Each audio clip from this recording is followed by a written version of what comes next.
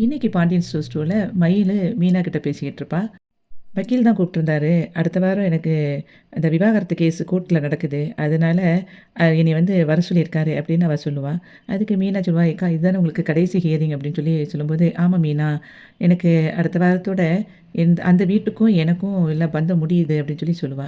அப்போ மீனா சொல்லுவா, "ஏன்க்கா அப்படி சொல்றீங்க? உங்க குழந்தை இருக்குல்ல, அதனால நம்மளோட ரிலேஷன்ஷிப் கடைசி வரைக்கும் தொடர்ந்துகிட்டு தான் இருக்கும்" அப்படின்னு சொல்லி சொல்லுவா.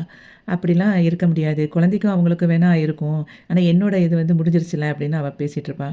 "சரிக்கா கவலைப்படாதீங்க. எல்லாம் நல்லபடியா நடக்கும்" அப்படின்னு சொல்லிட்டு இருக்கும்போதே, மயிலு சொல்லுவா, "சரி மீனா, இது கேஸ் முடியிற வரைக்கும் இப்ப வந்துகிட்டு இருக்கேன். முடிஞ்ச பிறகு என்னை பார்க்க வருவியா இல்லையா?" அப்படின்னு சொல்லி கேட்பா. "அக்கா என்னக்கா இப்படி சொல்றீங்க? என்ன நடந்தாலும் உங்கள நான் கடைசி வரைக்கும் பார்க்க வருவேன். பாப்பாவையும் பார்க்க வருவேன்" அப்படின்னு சொல்லி அவ சொல்லிட்டு இருப்பா. அப்படி சொன்ன உடனே மயிலு வந்து அப்படியே ஹேப்பியா சிரிச்சுட்டு இருப்பா. ராஜி அவங்க வீட்டுக்கு போவா.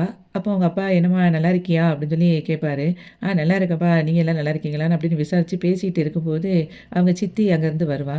வந்த உடனே சொல்லுவா, "ராஜி என்ன உங்க வீட்ல ஏதோ பிரச்சனையாமே?" அப்படின்னு சொல்லி கேட்பா. "என்ன பிரச்சனை?" அப்படின்னு அவ கேட்பா ராஜி.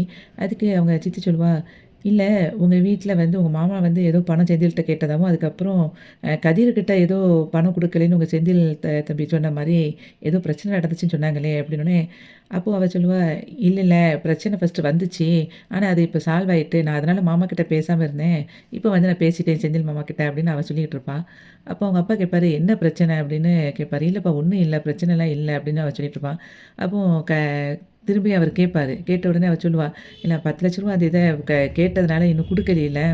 அத வச்சு தான் ஒரு ப்ராப்ளம் வந்துச்சு. மத்தபடி சரியாயிருச்சு" அப்படின்னு அவ சொல்லும்போது, ராஜியோட அப்பா சொல்லுவாரு, "இதுக்கு தான் நான் சொன்னேன். அன்னைக்கே நான் ரூபா குடுக்குறேன். நீ அவர்ட்ட குடுத்துரு" அப்படின்னு. "நீ தான் கேட்கவே இல்ல. இப்பவும் நான் சொல்றேன். நான் ரூ. 10,00,000 தாரேன். அத கொண்டு உங்க மாமாட்ட குடுத்துரு" அப்படின்னு சொல்லி சொல்லுவா. "இல்லப்பா நாங்களே பார்த்துக்குறோம். அதெல்லாம் ஒண்ணும் பிரச்சனை இல்லன்னோனே." "இங்க பாரும்மா, நீ அத பத்திலாம் யோசிக்காத. வாங்கிக்கோ எங்ககிட்ட இருந்து பணத்த. வாங்கி குடுன்னோனே." "கதிர்லாம் வாங்க மாட்டான்ப்பா" அப்படின்னோனே, "நீ போய் கதிர்ட்ட பேசு" அப்படின்னு சொல்லி சொல்லுவாரு.